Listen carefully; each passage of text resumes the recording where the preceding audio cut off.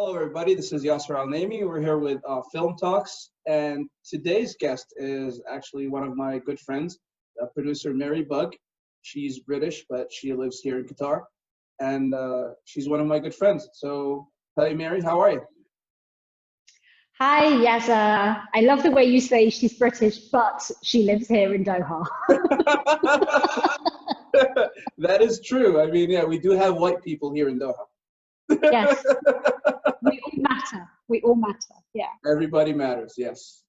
So, Mary, you are a veteran producer that lived, that worked for a very long time in the industry.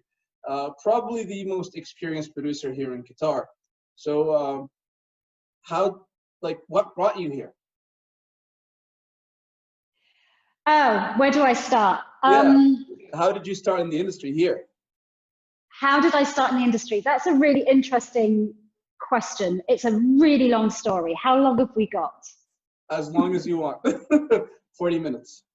Okay, so I started in theatre actually when I was 16. I knew that I wanted to be involved in the creative art. I'd already began to identify with a love of watching films. And the UK can be a very dark and grey and murky place.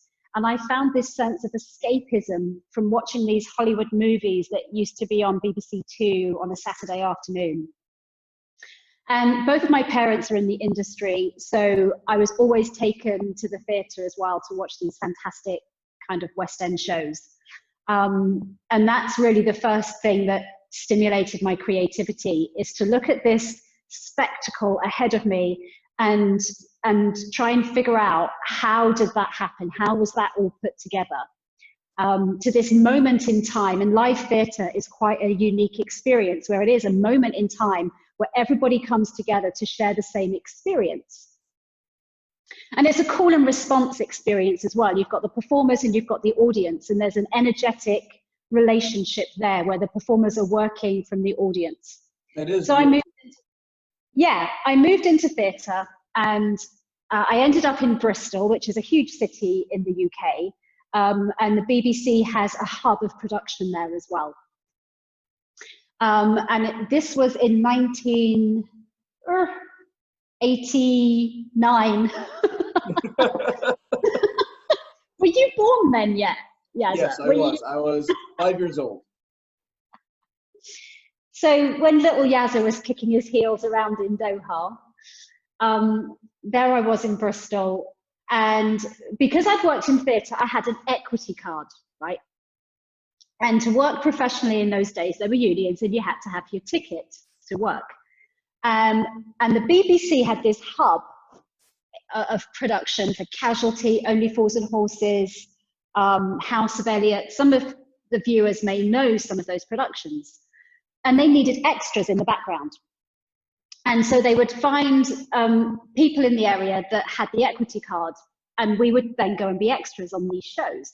And that was my first step into the life of the camera. And I suddenly realized that this huge spectacle that had seduced me in the theatre now could come down into this experience where you were completely involved in all aspects of that creativity, absolutely within the moment when it was happening. And then it was going to be documented and kept as evidence for life. You know, that's really historic, and I found it really powerful. Mm-hmm.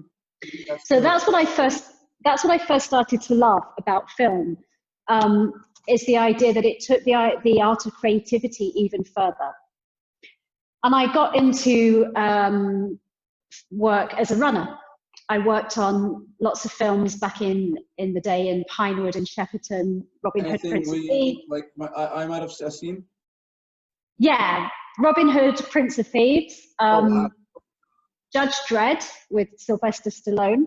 Nice. Oh, that was terrible, that film. It was all night shoots, and it was over in the back lot at Shepperton Studios, and we'd shoot all night on Judge Dredd, and then would go over to Pinewood and do First Night with Richard Gere. I think that was the movie and we were flipping between the two. You know, the British film industry has got a huge reputation for producing some of the best technicians the world has seen. That is true. I mean, Roger You Deakins. know, yeah, yeah.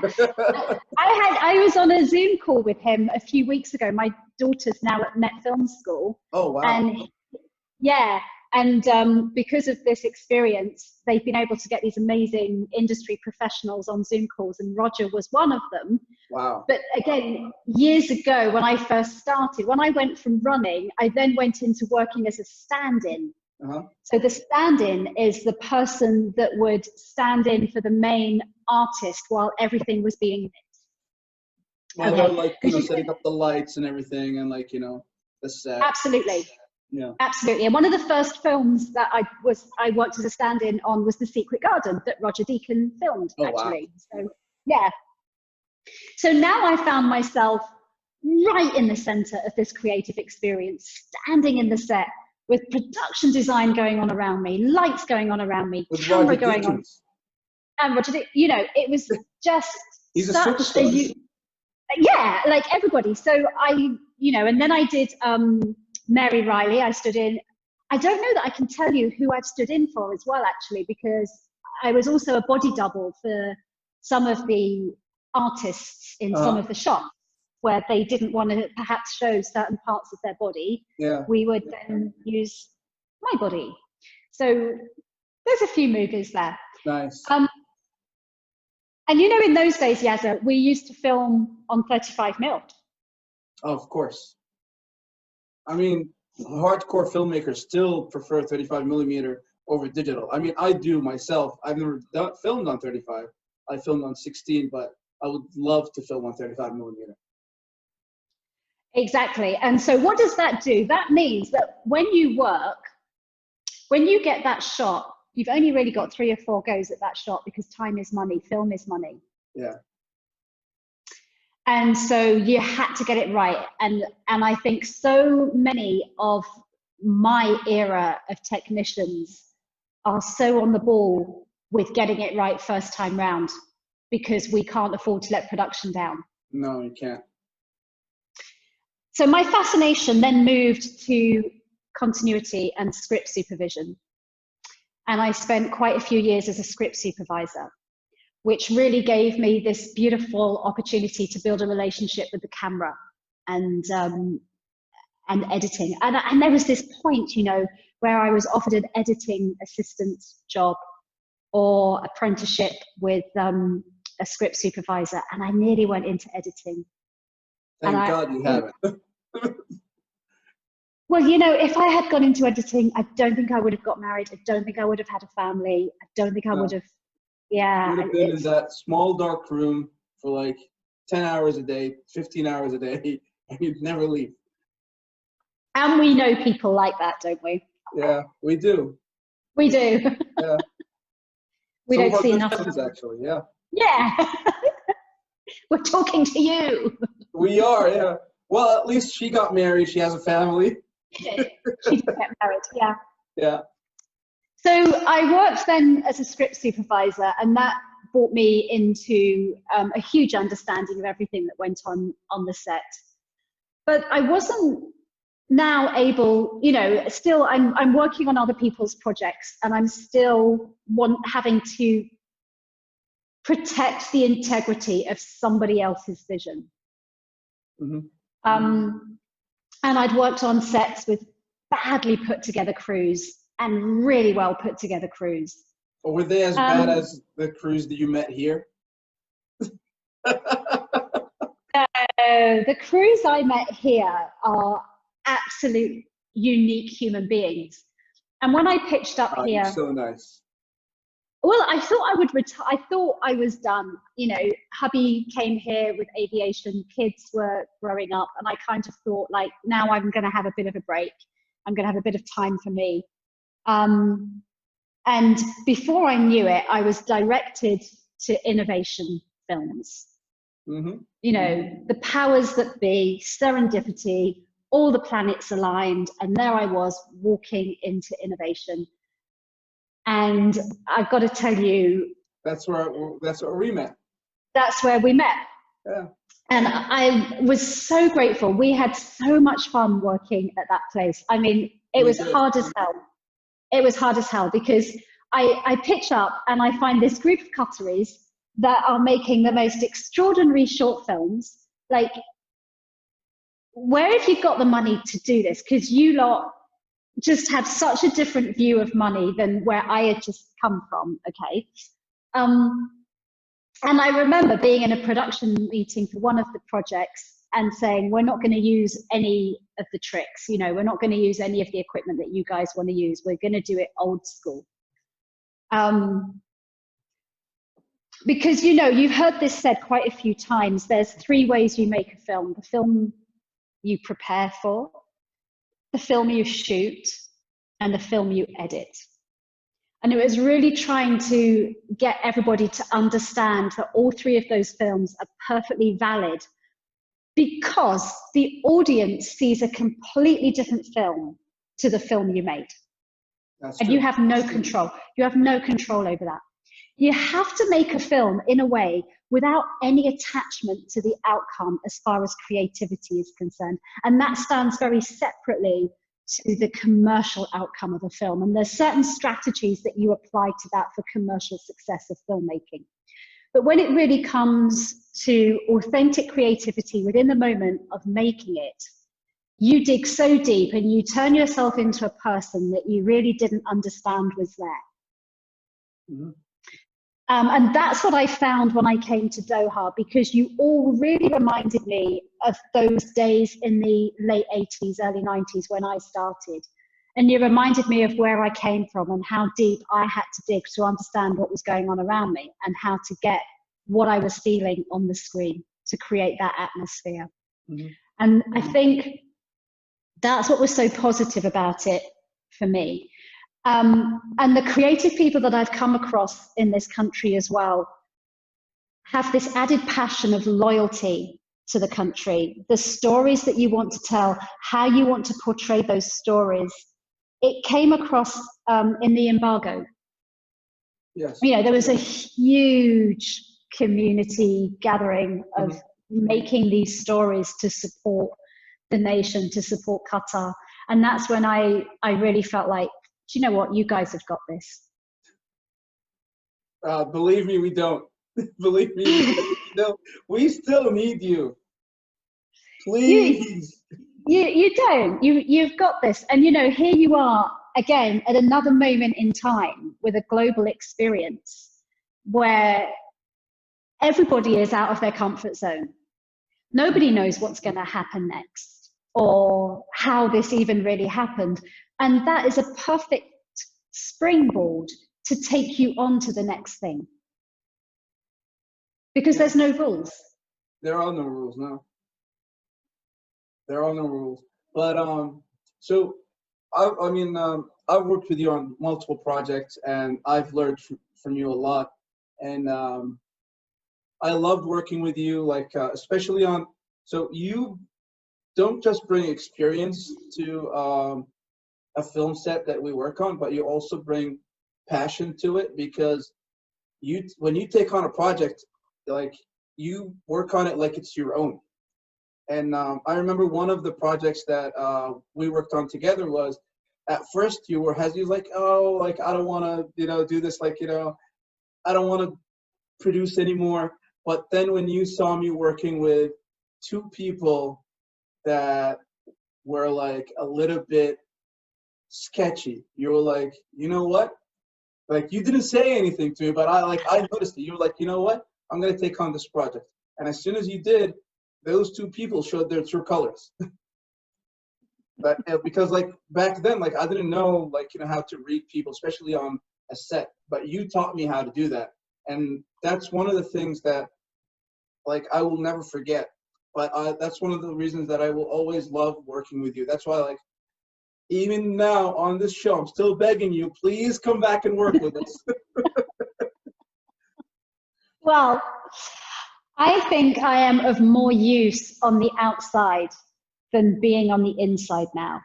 I think I'm of more use on the outside so that I can be a sounding board for anybody in the industry with any project to come and say, what do you think of this? Because then I have that detachment. I can show that emotional detachment and be very practical and very logical about it, which is, like I said, the business side of filmmaking has quite a different model to the creative side. And filmmakers tend to be very creatively and emotionally involved. And so you need to be able to move aside from that and say, no, that's not going to work. That's not going to work. At the same time, you have to be able to say, that's really going to work. That's really going to work. And I think that's the other reason that I connected very heavily with innovation, that there were so many characters within that gathering that had a very strong sense of family. And we are still all family. We are spread around the world. We've come and gone throughout the years, but you know, when we do all come together, we're still family because we still share that passion and that respect to know there is that emotional creativity that we need to harness and support and love, but there is also that business that we need to make work. You know, like siblings will argue and fall out and love each other. Of course, yeah. I mean, like you said, for us with innovation films, like for me personally, it was where I started. It was my beginning, and it had a huge effect on me. And like you said, until this day, we're all still family with everybody. And I think one of the issues with the whole innovation atmosphere is the family atmosphere, because we still can't get away from it. So what do you think? Do you think that that is a negative side to filmmaking because it stops us from like going and pursuing other projects or like more monetary, like, you know, projects than the love projects that we are working on? That's a really good question, Yaza. I think it's down to the individual looking at it as asking for support. I think that innovation family needs to learn to reach out to each other and support each other. And, you know, if you're not doing that, it comes from a place of fear. And that's part of the reason I've swapped the work that I do now. I run a yoga business now. I found that energetic exchange and that unique relationship that people have in the moment. You know, I've always practiced yoga, and like I said, I got to the stage where I wanted it to be about me. And this is what I've chosen to do for me I teach meditation and breath. And by teaching that, I can help my students and my clients gain access to different areas of their being. And we become very locked in our fears. And so some of that happens in innovation. I think that there's fear that if I go out and I do this without these people, will I still be supported? Will I be rejected? And, you know, the film industry here is a very young industry, and there isn't that experience within the industry for people to understand, yes, you're going to be supported and loved. Mm-hmm. You know, every new community has to go through those growth experiences and prove to each other that it's going to be okay. You can reach out, you can do it, and you can come back here and still be involved. So do you think that we will ever have like a professional film industry in Qatar? Like, because like you said, right now we're still young. I mean, there isn't much of an industry. It's still starting, but do you see it evolving into that like international film industry? That's the $1 million question. That's the conversation that's been happening since I've been here for 5 years. Is there ever going to be? Yes, there is, but it's about you shifting your expectation of that. If you want to have a multi-million-dollar film industry that attracts big names and offers opulent locations, no, that's not going to happen. If you want to start to produce authentic content that tells stories of the region, you need to sell that content beyond the region, because there isn't enough, there isn't enough Middle Eastern content, or like, you know, content about this region. People really don't know about it. Who really don't know. And I've always said since I got here, the Western world is fascinated by the Middle East because they can't quite put their hand into it. They can't quite make sense of it. I believe this, and I've always believed this, that the Middle East, the selling point for the movies that you make here and the content you sell here should be about putting that into context for the West to have a real attraction to being here. Mhm. You know, there's those propaganda shows that are made, like Homeland. Homeland, and Yeah. there was this other dreadful one that was shot in Morocco, and it was supposed to be some weird Middle East country, Yeah, and they always portray us princesses as were being terrorists. kidnapped. Yeah, they always portray us as terrorists. Yes, absolutely. And what I would really, you know, what I would love to see is the Middle East that I know, the fun that we have. And we've had so much, I mean, the fun we've had at Innovation, oh my goodness. Yeah, You know, the things we've done. We've shot in a mosque. yeah, You we've know. shot in a mosque. We've shot every apartment you moved in. We turned into a film. Not this one yet. Not this one, not yet. Not yet. Yeah. Yeah, it's true. You know, the real true life, as I sit here and I look out from where I sit, this is normal life. And yet this life is, my friends outside of the Middle East are fascinated by life here. They're fascinated by the ladies who cover and why they cover. Yeah. And for me now, it's just completely bizarre. Why would you be fascinated? You know, would you walk into the supermarket without your top on and just a bra? No. Yeah. So why should you expect anybody else to have a different expectation, you know? Mm-hmm. Yeah, there's so much to this that I would just love to have it truly represented in a context that the West kind of gets. Yeah. So yes, I do think there is a relevant film industry if you can find that niche, that unique selling point, and manage the workflow and the financial outcome of it. Mm-hmm. I mean, that's the whole issue with it, the financial outcome, because like you said, we love our movies, so we spend our own money on it, but that's not the way to do it. That's not. It's not, is it, Yazza? As we've had so many conversations about.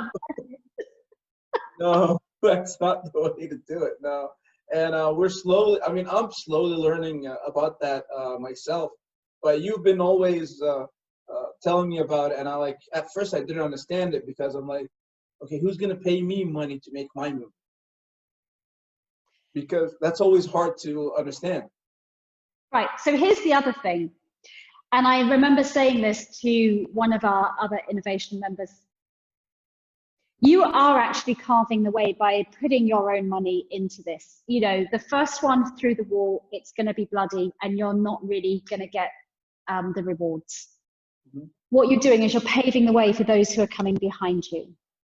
That's really what you're doing at this stage. So if you're looking for the glory, it's not going to come to you. No. It's going to come to the people that follow you, because you are implementing a foundation, and within that you can implement industry standards for those people to come along and follow.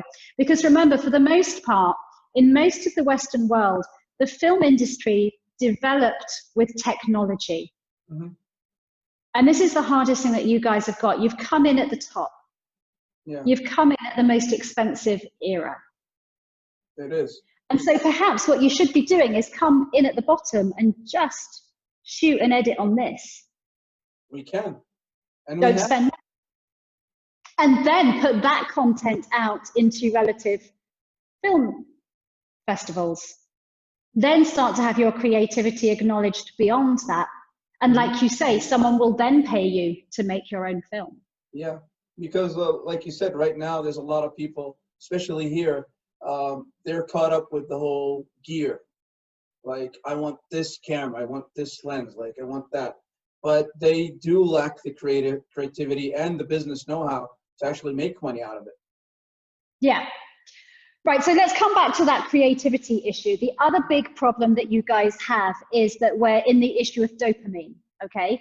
Dopamine is the drug within the mind, within the brain, that is the anxiety, the anticipation.